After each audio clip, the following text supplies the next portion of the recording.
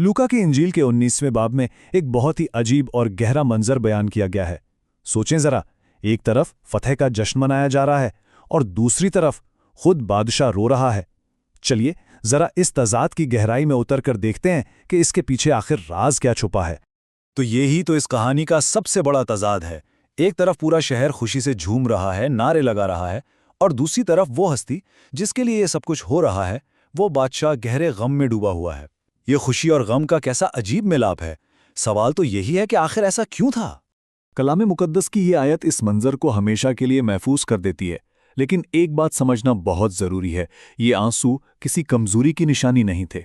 नहीं, ये उस इलाही मोहब्बत और उस दर्द के आंसू थे जो अपने ही लोगों को आने वाली एक भयानक तबाही की तरफ बढ़ता देखकर बह रहे थे। तो आइए देखते हैं कि इस जज्बाती लम्हे को सदियों से बड़े बड़े मजहबी मुफक्किरीन ने कैसे समझा और इसकी क्या तशरीह की है। उनके ख्यालात हमें इस वाक़े की गहराई तक ले जाएंगे। जैसे कि कदीम कलीसिया के एक बहुत बड़े आलिम थे, ओरिजन। उनका कहना था कि यीशु के आंसू सिर्फ यरूशलेम शहर के लिए नहीं थे, बल्कि ये हर उस इंसानी रूह के लिए थे जो अपने मुलाकात के वक्त को पहचानने में नाकाम हो जाती है। उनके नज़दीक यरूशलेम हर उस दिल की मिसाल है जिसे खुदा का घर बनना था, मगर वो टूटकर बिखर चुका है। फिर अगस्टिन की बात, क्या गहरी बात कही उन्होंने। वो कहते हैं कि इलाही अदालत कोई ठंडा बेरहमाना फैसला नहीं है, बल्कि ये उस मोहब्बत का अलमनाक नतीजा है जिसे बार बार ठुकराया गया हो। खुदा का रोना उसकी बेहिस्सी नहीं, बल्कि उसका टूटा हुआ दिल जाहिर करता है। फिर एक और आलम, कैरल ऑफ अलेक्जेंड्रिया, वो इस वाक़े को एक बिल्कुल नए ज़ाविये से देखते हैं। वो हैकल में मेज़ें उल्टाने के अमल को सिर्फ एक ज़ाहिरी गुस्से वाला काम नहीं समझते। उनके मुताबिक ये इस गहरी रूहानी ख्वाहिश की अलामत है कि इंसान का दिल पाक हो जाए और सिर्फ खुदा की इबादत के लिए मखसूस रहे। अच्छा, तो ये तो हो गई मज़हबी तशरीहात।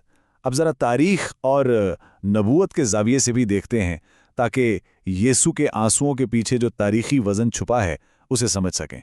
आज के दौर के एक बहुत मशहूर आलिम हैं एन.टी. राइट। वो कहते हैं कि यीशु का रोना दरअसल एक बहुत संगीन पेशगोई थी। ये इस बात का ऐलान था कि अगर कौम अपने हकीकी बादशाह को रद्द करेगी तो इसका अंजाम एक खौफनाक सियासी तबाही होगा, और तारीख ने बाद में इसे सच साबित कर दिखाया। और जब आप इस टाइमलाइन को देखते हैं तो सारी बात बिल्कुल साफ हो जाती है। कैसे वो नबूती इंतबा, वो आंसू सिर्फ चंद दहाइयों के बाद एक तबाहकुन हकीकत में बदल गए। यीशु के आंसुओं से लेकर 70 ईस्वी में यरूशलेम की मुकम्मल तबाही तक एक सीधी लकीर खींची हुई नजर आती है। यहाँ एक यूनानी लफ्ज़ समझना बहुत ज़रूरी है, कायरोस। माहिर इलाहियात दारिल अल बुक इस लफ्ज़ की अहमियत पर बहुत ज़ोर देते हैं। देखें, ये कोई आम वक्त नहीं है, बल्कि एक ख़ास, एक इलाही मौका है जो खुदा की तरफ से पेश किया जाता है। यरूशलेम ने अपना कायरोस गंवा दिया और उसका नतीजा तबाही के सिवा कुछ न निकला। तो अब हम आते हैं इस सारे तजिए के मरकज़ी ख़याल की तरफ, कि असल हैकल सिर्फ पत्थर की इमारत नहीं, बल्कि इंसानी दिल है और खुदा के लोगों की जमात यानी कलीसिया है। आइए देखते हैं कि ये बात कैसे आगे बढ़ती है। ये सवाल सीधा हमारे दिलों और हमारी जमातों पर आ लगता है। सोचिए ज़रा, क्या होता है जब वो जगह जो इबादत और खुदा के दिल की अक्कासी के लिए मखसूस हो, दुनियावी फ़ायदों का मरकज़ बन जाए। और इसकी जिम्मेदारी किस पर आती है? ज़ाहिर है, मजहबी क़यादत पर। जब ऐसा होता है ना, तो हैकल अपनी रूह खो देती है। जो मजहबी क़यादत खुदा के दिल की अक्कासी करने के लिए मुकर्रर की गई थी, वो अपनी जिम्मेदारी भूल जाती है। इबादत में ज़ाती मफाद आ जाता है, खिदमत शोहरत का ज़रिया बन जाती है, और खुदा का पैगाम एक सौदेबाजी की चीज़। यही वो लम्हा होता है जब अलामती तौर पर मेज़ें उलटने की ज़रूरत पड़ती है। तो चलें अब इस कदीम कहानी से वो 3 अहम रूहानी पैगामात निकालते हैं जो आज भी हमारे लिए उतने ही अहम हैं।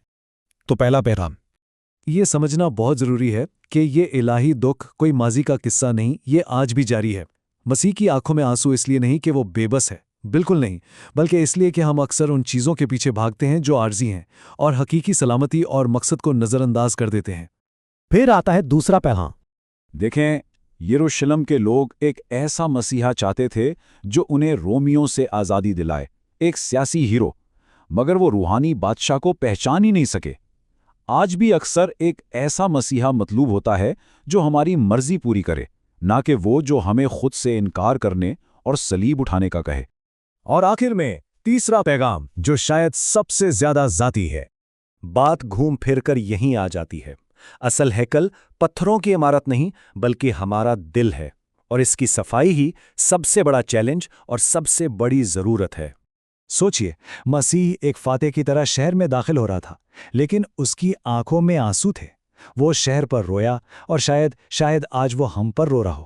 تو آخری سوال یہی ہے کہ کیا ہم اپنے کائروس، اپنے اس خاص الہی موقع کو پہچان پائیں گے، یا تاریخ کی طرح ہم بھی اسے گوا دیں گے؟